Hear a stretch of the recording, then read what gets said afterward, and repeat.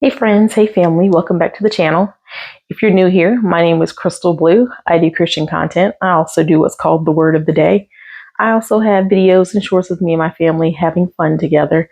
So if you like what you see in here, don't forget to like and subscribe and share.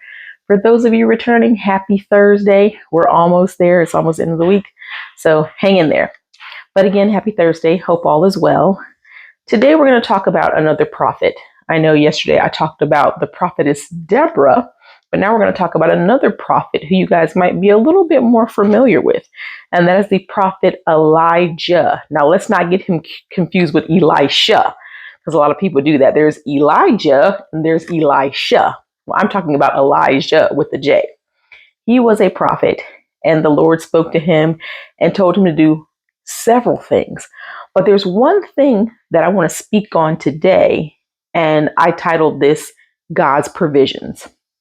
And I want to talk about the story that some of you guys may be familiar with in the book of First Kings, chapter 17, about Elijah and the widow. So I'll give you a brief overview before I read it.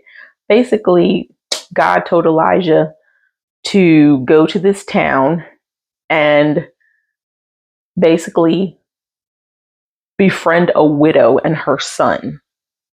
And they were going to be provided for. It sounded really odd at the time of how all this was going to come together and work out, but it did. So that's kind of like a brief overview, but I'm going to read it to you so we can get the details of how Elijah going to this town to befriend this widow and her son and how everything worked out. So it's in 1 Kings in chapter 17. We're going to start at verse 7. Sometime later, the brook dried up because there had been no rain in the land. Then the word of the Lord came to him. Go at once to Zarephath in the region of Sidon and stay there. I have directed a widow there to supply you with food. So he went to Zarephath. When he came to the town gate, a widow was there gathering sticks. He called to her and asked, Would you bring me a little water in a jar so I may have some drink? As she was going to get it, he called, And please bring me a piece of bread. As surely as the Lord your God lives, she replied, I don't have any bread, only a handful of flour in a jar and a little olive oil in a jug. I'm gathering a few sticks to take home and make some meal for myself and my son, that we may eat it and die. Elijah said to her, Don't be afraid. Go home and do as I have said. But first, make a small loaf of bread for me from what you have and bring it to me, and then make something for yourself. Now, this kind of sounds selfish initially, right? Because she's already saying, I don't have anything.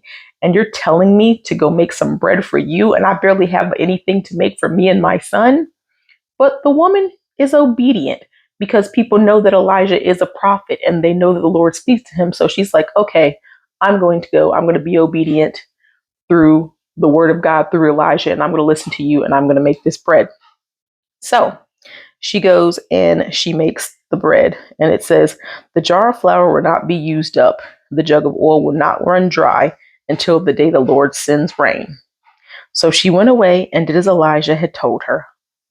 So there was food for every day for Elijah and the woman and her family, for the jar of flour was not used up, and the jug of oil did not run dry, in keeping with the word of the Lord spoken to Elijah.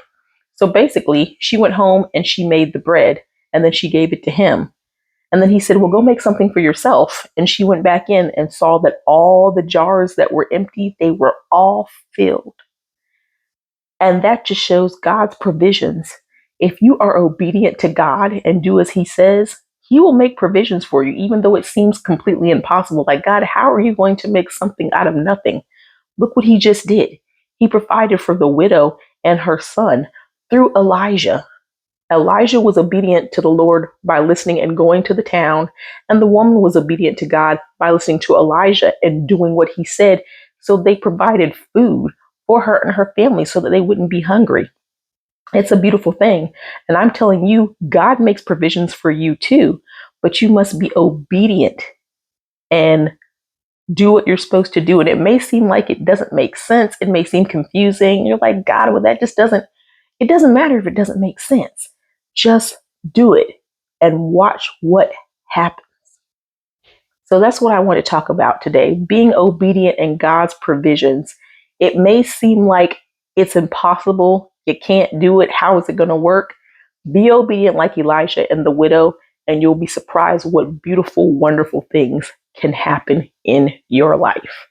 So that's what I wanted to talk to you guys about today. There's definitely more to it. Elijah has several encounters within the book of First Kings. If you have a moment, read some of the stories.